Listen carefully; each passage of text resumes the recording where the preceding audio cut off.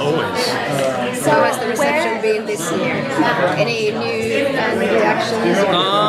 Well, I think I'm like kind of in a way. Obviously, I'm never quite used to it, but I think in a way I have grown accustomed to it, and I'm not as shocked at the crowds. But I haven't done my panel yet, and I also haven't walked the floor yet. So, what's one of your favorite things about being here? Well, I love running into people. I love running into it's like kind of going to like a big school dance, and it's like a school reunion or something. You see all these friends that you haven't seen in ages that you've worked on. I've been working in this industry for 15 years or whatever, so you see all these people, oh my god, and I like that. And of course the parties, I always have, it's like, for me, Comic-Con is like, it's so fun. I look forward to it every year. I have such good memories. I think this is my 8th Comic-Con. That's crazy. Wow. 8th. Where's Stefan's head at the beginning of season 6? Now that he's lost his brother and one of his friends.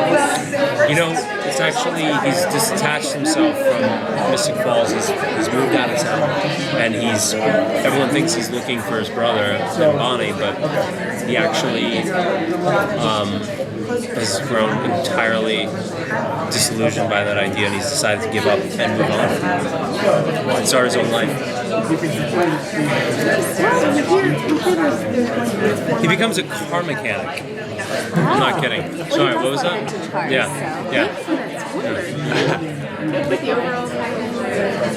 I decided to go no overall. Just like white t-shirt, James Dean, greasy. Come on, CW style.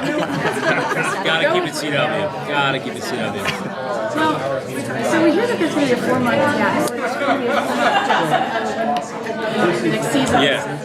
So are we going to see how Stefan and Elena can process the loss together? Or? They're not together. Like I said, Stefan's moved on. Yeah, but is he coming back?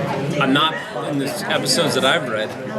Do you think in the future we can maybe see the reemergence of Ripper Stefan, given that, man, I would love it. I don't know if there's room for that, but that's my favorite thing I've done in 6 years. He's going through a lot of grief, so maybe. Yeah. I would love it, but I don't know if there's room for that storyline.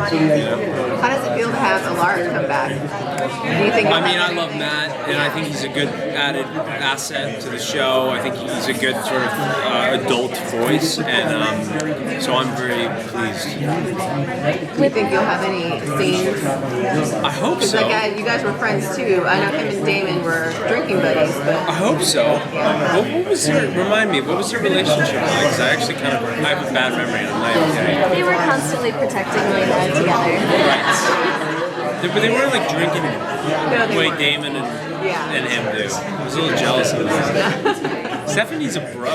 You know who could be Stefan's bro is Klaus, but they never explored that. I thought they kind of broed out a little bit in the 20s. Remember that? Yeah. That was like a good bro out thing. And then they never like went there, which kind of bummed me out a little bit. In new crossover. Klaus always wanted you to be the Ripper again. Yeah, I like that. I think I should. I should go on the originals. Who would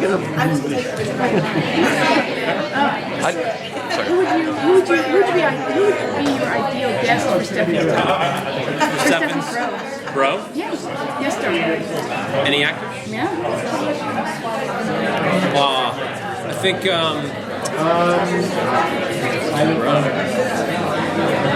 I just broed out with in Atlanta with one of the fellas on Walking Dead because we all shoot there, and we went out, and I as a mutual friend that I know through Ben McKenzie, his name's Michael Cudlitz, and him and I broed out in Atlanta, and we could bro out on Vampire Diaries. So with Stefan moving away from town, does that mean his friendship with Caroline is going to? Well, I think that eventually they'll get back and be in the same, vicinity, and then hopefully make out. So, is there a chance for romance this season? I hope so. I hope so. I sure as hell hope so. Yeah, I would like that.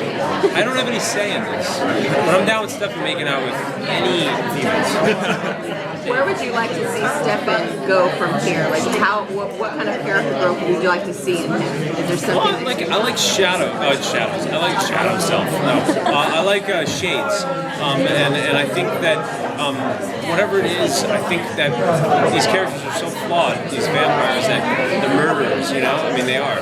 So it's like I think everything he does should not be black and white in terms of heroism slash. Oh, dude, thank you. Straight whiskey. No, I'm kidding. Heroism or sort of like villainous. And I think it should always be sort of in between. And I think that is a more interesting way to play a protagonist. With Enzo sticking around, we're going to see his relationship. I love Enzo. We're going to see his relationship with Stefan kind of like change the season or something. Yeah, actually, him and Enzo have a run-in. All right. Yeah, and I can't talk about it, but they have a little bit of a run-in. Can you talk a little bit about the continuous fascination with vampires and all this? You tell me, I'm baffled by it. And also the sex appeal of the vampires. Well, I mean, it helps that they cast our whole cast is aesthetically pleasing. That's not a coincidence. That's the CW way. And I think that, but you're right. I mean, biting is sexual. It's just a sexual. Two people have to be in close vicinity and biting each other's necks. It's just like symbolic of danger and sex. It's all it is. It's just symbolic.